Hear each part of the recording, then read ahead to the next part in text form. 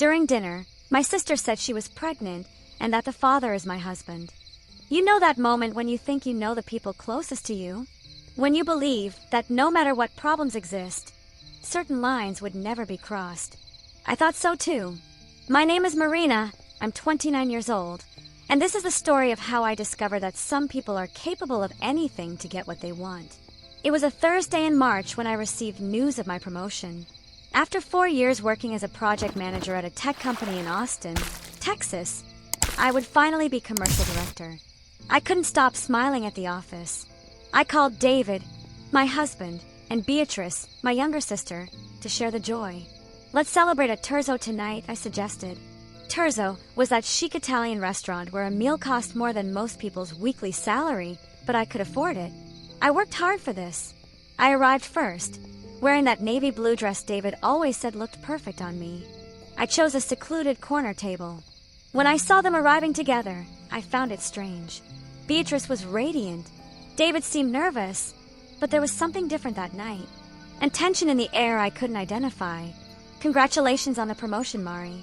Beatrice hugged me with suspicious enthusiasm. We ordered a $200 bottle of Chianti, and I started telling them about the new projects, the 40% salary increase, the international growth possibilities. Actually, Beatrice interrupted, we also have news to share. She took David's hand across the table, and my stomach dropped. I'm pregnant. The world stopped. The restaurant voices became a distant buzz. I stared at my sister's hand intertwined with my husband's as if it were a mirage. Pregnant. Beatrice was pregnant with David's child. I know it's complicated. David spoke, his voice strained. But it happened and we fell in love. They watched me with expectation and poorly disguised satisfaction, waiting for me to explode, scream, make a scene. But I couldn't do anything but stare. My sister, whom I helped pay for college, was there holding my husband's hand, pregnant with his child, telling me this on the day of my promotion. How long? I managed to ask, my voice strangely calm. 3 months, Beatrice replied. It started right after your birthday. My birthday had been in December. It was May. 3 months of betrayal, while I worked 12-hour days for this promotion. Marina, say something, David asked. What do you want me to say? Congratulations, Beatrice laughed nervously. Look, these things happen. Love is love, right? And the baby needs both parents together. I picked up my purse, left 2 $50 bills on the table, and stood up. I'm going home. You do whatever you want. As I walked out, I saw their reflections in the mirror. Beatrice was smiling. Throughout childhood, Beatrice lived in my shadow, and this irritated her deeply. I was the responsible one, the one who got good grades effortlessly. She was the spoiled youngest. When I got a full scholarship to the University of Texas, she said it was rich girl's luck. When I graduated with honors, she commented I knew how to sell myself. When I bought my first apartment at 25, she asked if I wasn't being too ambitious. She really believed she deserved what I had without the effort, as if success was luck, not hard work. She studied graphic design, graduated without distinction, and jumped from job to job. Our parents tried to balance things. When I bought a Honda Civic, they bought her a used one. When I earned well, they helped her pay rent. She always asked about my salary, investments, the apartment's value. Just sisterly curiosity, she'd say. But there was intensity in how she asked. Now I understood it was envy and greed. When I met David 5 years ago, Beatrice said he wasn't my type. He was handsome, worked at a BMW dealership earning $5,000 monthly with commissions. Nothing compared to my $12,000. Still, I fell in love. He was fun, made me laugh after stressful days. Beatrice was always polite with David, but I noticed tension when bills arrived. David felt embarrassed when I paid for expensive restaurants or concert tickets. Beatrice observed with that calculating look I ignored. You support him, don't you? She asked once. I don't support him, I replied. We split things proportionally to our income. But for Beatrice, that was proof I had too much luck. I got home, and everything was exactly as I'd left it.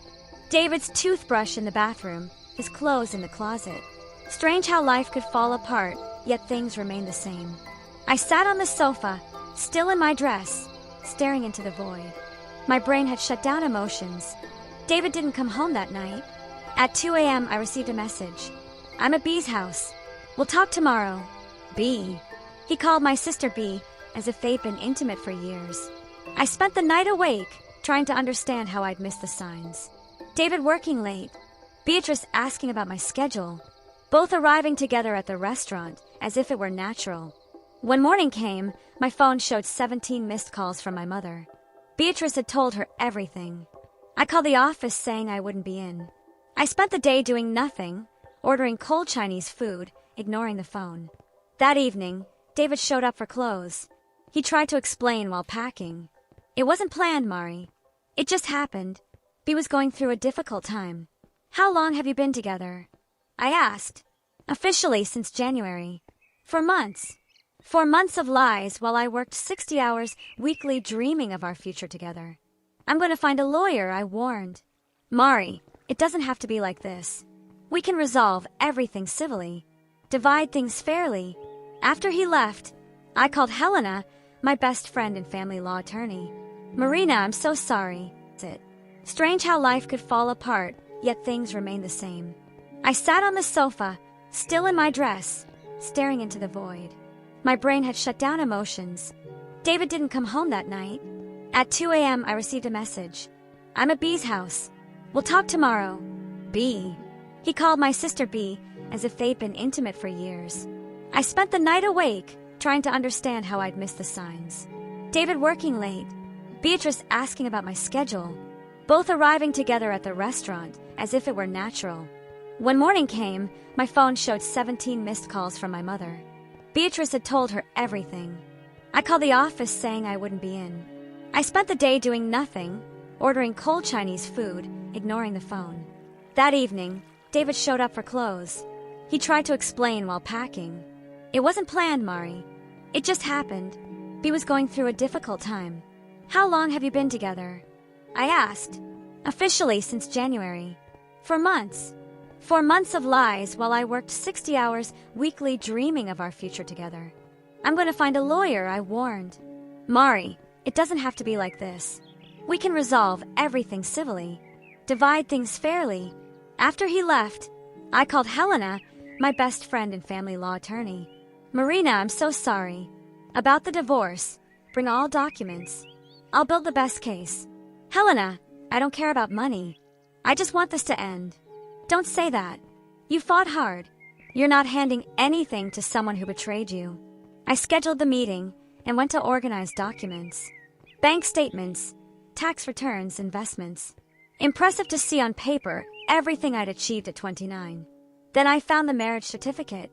Separate property regime, complete separation of assets. That's when I remembered. Prenuptial agreement. I ran to the safe. Inside was a sealed envelope from Travis County Clerk's office. Prenuptial agreement. Marina Santos Silva and David Oliveira Ferrer. My hands trembled opening it. I'd insisted on this 4 years ago, but the details were hazy. Now, holding those pages at 2 a.m., I felt hope. The memory returned. 2 weeks before our wedding, I just bought my first apartment for $350,000. David was nervous about wedding costs. My lawyer had suggested a prenup. Marina, you're accumulating assets rapidly. A prenup is sensible protection. When I mentioned it to David, he laughed. Prenuptial? Rich people nonsense. We love each other, Mari. Eventually, he agreed if it made me comfortable. We went to the lawyer's office.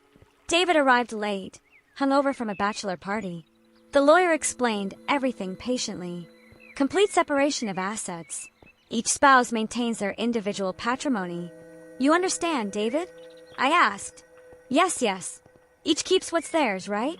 He signed all 15 pages without truly reading them. Dense legal text about properties, investments, businesses, inheritance. David barely glanced at section titles. Now he'd signed away any right to my present and future assets. And I, in love and confident we'd be happy forever, hadn't minded his inattention. Now, 4 years later, I finally understood the value of that rich people nonsense. I read each page carefully. Complete separation of property. Each spouse maintains individual ownership of all property owned prior to marriage and all property acquired during the marriage. The apartment, the investments, the startup stake, all exclusively mine. In the event of dissolution of marriage, there shall be no division of property. David had no right to anything I'd built. Spousal support waiver. Both parties waive any right to alimony or maintenance. David had no right even to alimony. For the first time in days, I smiled. David had signed his financial sentence without realizing. And Beatrice had seduced my husband, thinking he'd give her access to comfortable life. What delicious irony. I made a list.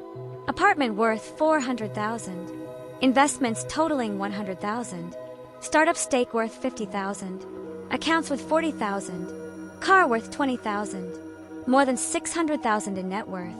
And David had no right to any of it. I sent photos to Helena. She responded at 4 a.m. Marina, this changes everything. For the first time since that horrible dinner, I slept and dreamed about my future completely free. I woke with mental clarity. Beatrice had always shown calculating interest in my finances. How much is the apartment worth? How much do you earn? How much do you invest? I thought it was curiosity. Now I realized it was planning.